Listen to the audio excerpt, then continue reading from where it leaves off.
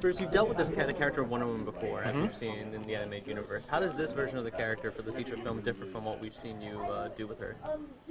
Well, she's a little bit younger. We're doing this is the origin story, in case anybody's wondering, because on Justice League, even though we did kind of do her origin story in the pilot film, we had to condense it so much that we had to kind of like really telescope the story a lot, and we kind of threw some important parts of her story out. So we felt that we needed to go back and kind of do it right this time. And not only that, but her origin story is just kind of fun and interesting, anyways, and it's kind of low-hanging fruit. You know, it's like couldn't resist doing it. So by the nature of the story, she's a little bit younger than she was portrayed as being on Justice League, and she's.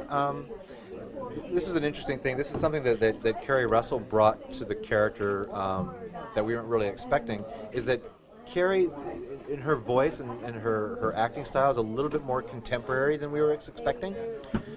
She doesn't quite sound as kind of as regal as some of the other Amazons do. So, which at first we were like, wow, I'm not sure this is going to work, but it actually totally does work. It's totally on point thematically, in that Diana is the only Amazon who didn't have a life before Paradise Island. All the other Amazons did, and they had interactions with men, and they're here on Paradise Island for a reason.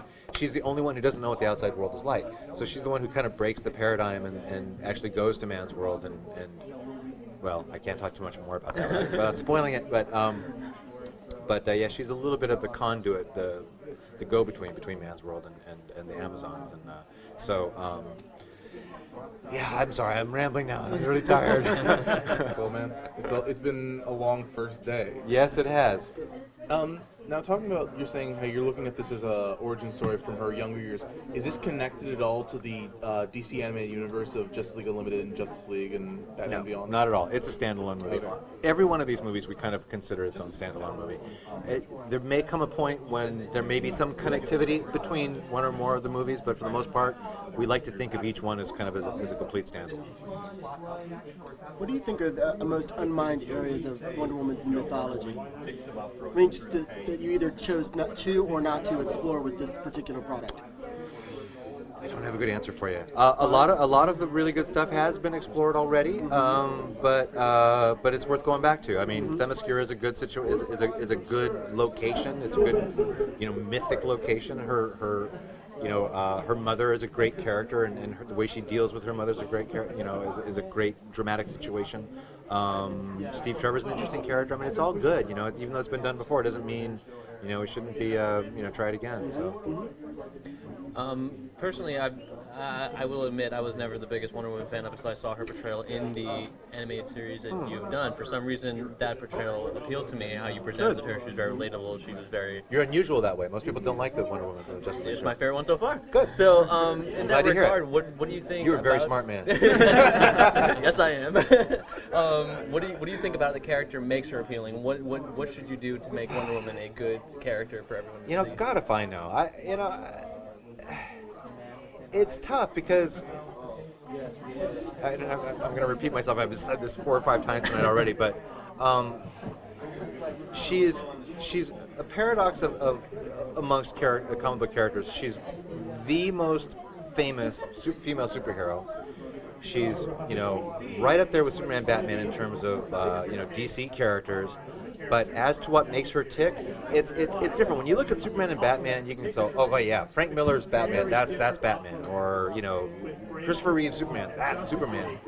With Wonder Woman, you can't really do that. It's like, I like the Linda Carter Wonder Woman show a lot, but it's not really what makes Wonder Woman what she is. I mean, I don't really know and I don't have a good answer for if you'd ask me the same thing about Batman either. I mean, people, after all these years, people say, what's cool about Batman? You think I'd have a good answer, but I don't. He's just Batman. Cool. He's just cool. He's Batman. So the same thing with Wonder Woman. I don't really know. I mean, she's powerful. I mean, these are good things about her. At the same time, it makes her a difficult character to work with dramatically in a story. Is that she's strong. She's a kick-ass warrior, but she's also compassionate. She's wise, So it's like she's headstrong, but she's wise. It's like, well, how does that work? She kind of, it's like all of these things that are attributed to her in the comics are paradoxical, and And it's the same problem we have when we're dealing with Superman too. If you actually honor all of the things he's supposed to be in the comics, you can't do anything dramatic with him because he's wise and he's smart and he's strong, and it's like, well, where's the drama? So we find some of the same things with Wonder Woman. But at the same time, if you make her flawed, and especially because she's a female character, you don't want to be seen as talking down to the character or not making her as strong or as intelligent as the male character. So it's a fine line you gotta find, and it's going to be up to the audience to decide whether we have or not in this movie. I'm too close to it. I couldn't tell you. To the decision to do Wonder Woman in this film, as the fourth one in the DC universe, to make her the sole focus, was that from you guys, the production side, saying we want to do a Wonder Woman movie, or did DC come down and say make a Wonder Woman movie? It was both. I mean, they don't ever point their finger at us and order us to make anything. They've tried, and we said no, not gonna do that. Don't want to do that. But no, it's a collaboration. I mean, it was everybody was on the same page when the suggestion came up to do a Wonder Woman movie.